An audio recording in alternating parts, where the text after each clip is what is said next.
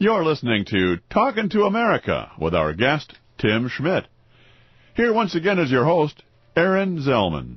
Tell me a little bit about Concealed Carry Magazine. Most people have not heard about you. Okay, I'll tell you, Aaron. Before I launch into this, you may have to stop me because I can talk about Concealed Carry Magazine for days on end. No, you won't. Not here. Concealed Carry Magazine is quite a bit different than your typical gun magazine, and just because of the long name, I'll refer to it as CCM. So CCM is not so much about the guns being carried, but it's rather about the people carrying the guns. Each issue contains an article, and now it's actually 2 articles that we call the CCM Profile.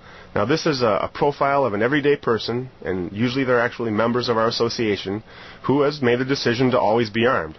And it's our intent to use this as a tool to show others that people that carry guns, they're not rednecks like the media would have them portrayed, but, they're accountants, business owners, clergy, moms, dads, grandparents.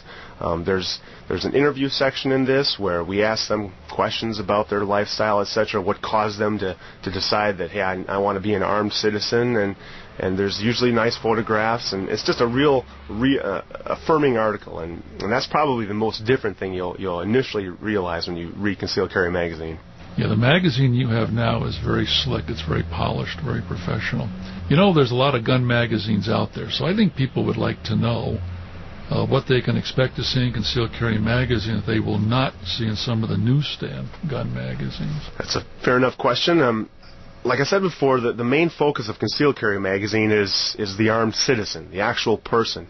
Now, don't get me wrong. I mean, we have lots of articles on gun reviews and gear reviews, holster reviews, etc., but what you'll find is that the majority of our editorial covers people, and the people that live the armed lifestyle. Just to give you a quick rundown of some of the sample of our regular columns, I think this will give you a flavor for just a little bit how different our publication is. One of our most popular columns is called The Ordinary Guy, and this is actually one of our members called us up and said, hey, Tim, love the magazine. I like to write. Can I just write a one-page column every issue that just kind of gives a perspective of the ordinary guy, not some gun writer that gets guns sent to him all the time. And he just does a great job. He talks about stuff that your ordinary person can really relate to. Another column we have is called Cocked and Locked. This is a column I call the infamous Robert Boatman. I'm sure some people have heard of Bob Boatman. He's written quite a few books, but this guy writes with an unbelievably dry wit, and but he really brings his point home. Another favorite column. Here's another huge one, Aaron, and this was another suggestion from one of our members. It's called The Armed Senior Citizen.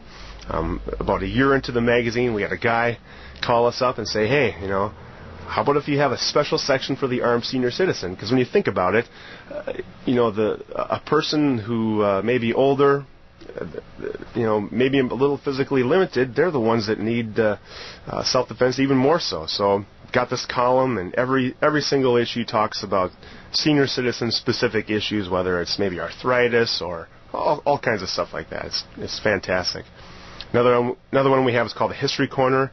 This is just a short little column that kind of discusses the wonderful firearms heritage of our country, which there's really not too many places you get to learn about that.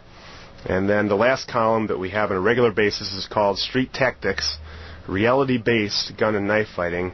Again, written by a famous gun trainer, Gabe Suarez. Gabe does a great job covering every imaginable aspect of gun and knife fighting tactics. I think what you'll find is that there's so much how-to and what-to in Concealed Carry Magazine. We really focus on the importance of training and the whole people aspect of it. How's that for a synopsis? Well, it's a start. There's some fascinating articles in here aside from the columns, and why don't we take some time to talk about a few of them? There's a long list of them here, but why don't we just go through some of these? I'll give you an example. A couple of them that really caught my eye. People would never think of this, but belts, more than just a way to keep your pants up. Sure, yeah, that article appeared, I believe, the last July issue. A lot of people will overlook the importance of a good quality belt when it comes to concealed carry, and quite frankly, an inappropriate belt can render a gun, useless. I mean, if your holster is not situated properly and you go to draw that gun, you may be just drawing nothing. So don't buy cheap belts. Exactly, yeah. You got to buy a good quality inch and a half. Unless you don't value your life, then go ahead and buy all the cheapies you want. Okay.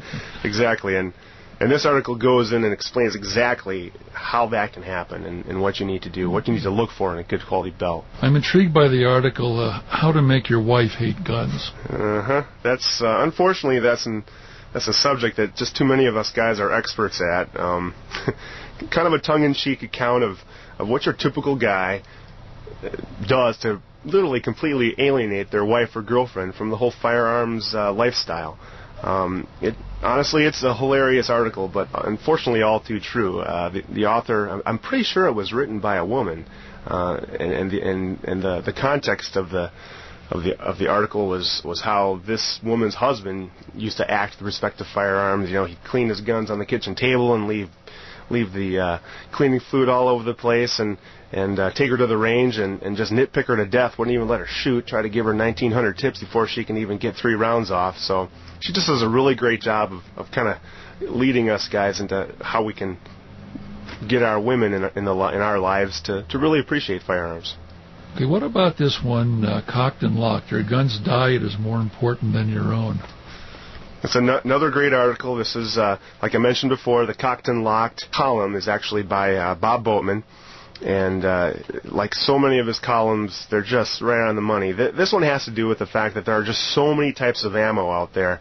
You know, you go to look at any of the gun catalogs, and your eyes just start to glaze over after you look at the 100 different kinds of ammo. So this article, this is not 9mm versus 45 auto. It's rather it does a great job of explaining and contrasting the different types of hollow points, jacketed hollow points, frangible hot loads, etc.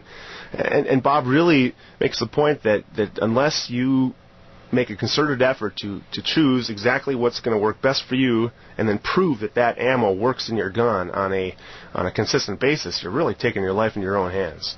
Another couple articles that really intrigue me: Psychological Preparedness for Combat Survival.